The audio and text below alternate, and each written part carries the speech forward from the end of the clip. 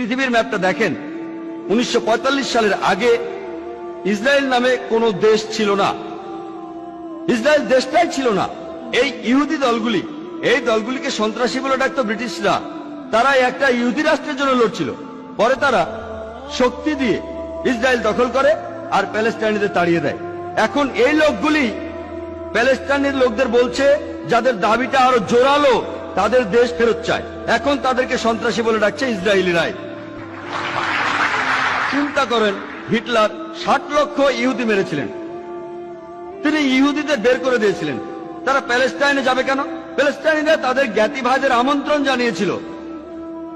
তারা যদি কোনো দেশ চায় তাহলে জার্মানিতে ফিরে যাওয়া উচিত, ইউরোপে যাওয়া উচিত। চিন্তা করেন, প্যালেস্টাইনিরা তাদের স্বাগতম জানিয়েছিল। ধরেন আপনার বাসায় একজন মেহমান আসলো, অচেনা সেই লোককে আপনি বাসায় থাকতে দিলেন, আর কিছুদিন পর সে আপনাকে বাসা থেকে বের করে দিল। আপনি দরজার সামনে বলতে থাকলেন, আমার ঘর ফেরত চাই, ফেরত দেন। লোকে আপনাকে বলবে সন্ত্রাসী।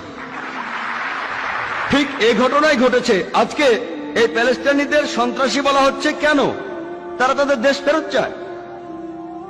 আর এখন পৃথিবীর মানুষ, বিশেষ করে উন্নত দেশগুলির মানুষ, তারা নির্বিকার ভাবে এই অন্যায় মেনে নিচ্ছে। আমরা জানি যে জার্মানিতে ইতিহাস আমাদের বলে 1968 থেকে